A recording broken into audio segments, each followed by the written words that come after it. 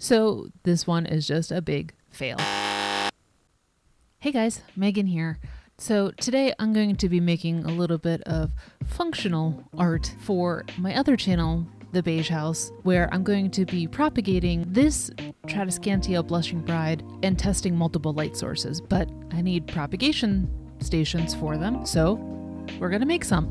I'm gonna be trying two different molds. This deep one I'm gonna be using a regular 2-part epoxy, and the thinner ones I'm going to try UV resin and see how that works. So let's get to it.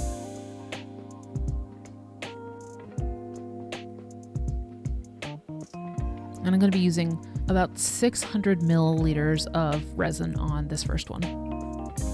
And my goal is to kind of do green swirls with it, so I'll be using 2 different green micas and see how this goes. I think I might actually do a couple of layers and see if I can get some sort of, I guess, depth to this since it's such a deep mold. It's about, I don't know, maybe an inch.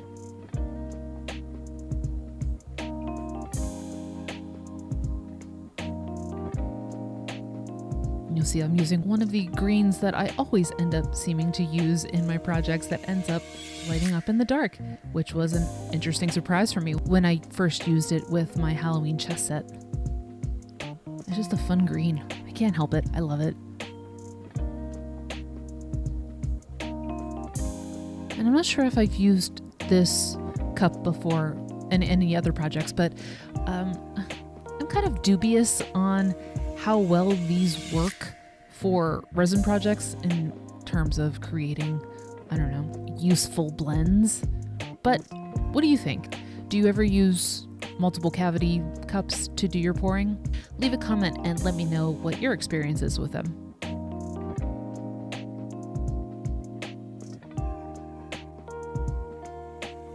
So the first layer I just kind of did a messy pour. This layer I'm going to go back and forth to try and create some stripes. And the third layer I'm going to go the other way with my stripes. Now for the other molds, since they're so thin, and honestly this is my first time using them, I'm gonna try just UV resin so that, I don't know, sometimes I just feel like that's more idiot proof, but then if you don't get it to dry right, then it's not. I'm just rambling now, sorry. For the UV resin, I'm going to be using transparent alcohol inks rather than opaque mica.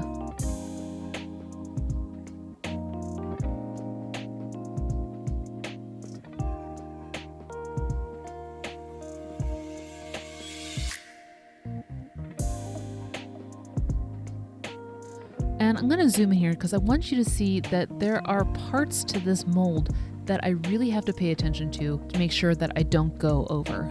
In particular, these notches and then the holes where the test tubes end up going.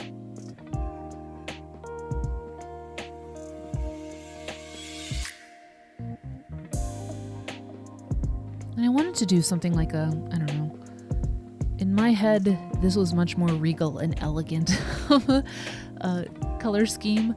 I still like it, but it wasn't the exact thing that I had in my head. So, it's good enough. I used to make soap, and this is the method that I would use actually for the tops of the soaps to make them sort of, I don't know, artistic. So it's fun to bring that back to another kind of crafting project.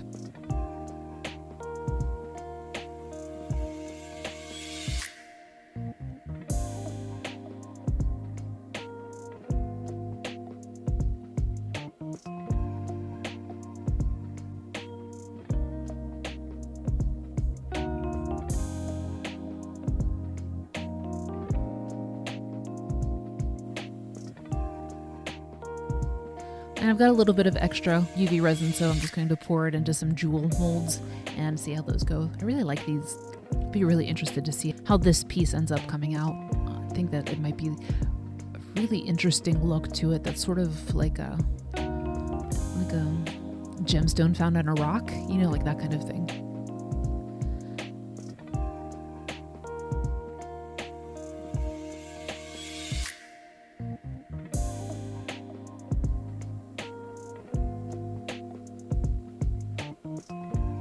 Let me pop the UV light on this, and get the cord out of the way. Oh, one thing, you're curious why I keep everything so close together. It's because I do multiple projects at the same time, and so I like to utilize plastic cutting boards. I put a silicone baking mat on top of them, and then that way I'm able to move my molds around easily so that I can work on different projects all at the same time without having to wait for them to dry. All right, now it's time to demold, and this one, it ended up being a little wrinkly. So I think that it got a little too hot in there, but it ended up being that I didn't have the right tubes for this mold. So this one is just a big fail. For the UV ones, they actually turned out pretty good.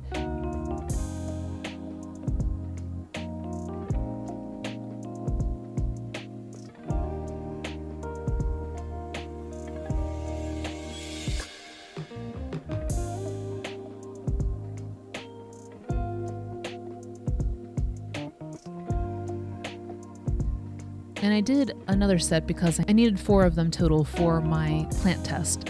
So I'm pretty happy with how they turned out. And here's the jewel. I love it. I love the inclusions in it. I think that's a really interesting look. I don't have no idea what I'm going to do with it, but it's cool. I like it.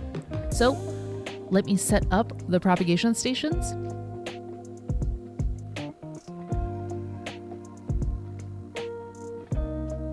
And pour some aquarium water in there because it has all the happy fish poop nutrients that the plants like. And then I'm going to run this test. If you want to watch the results of this test, I will leave the link. But thanks so much for watching. I will see you in the next video.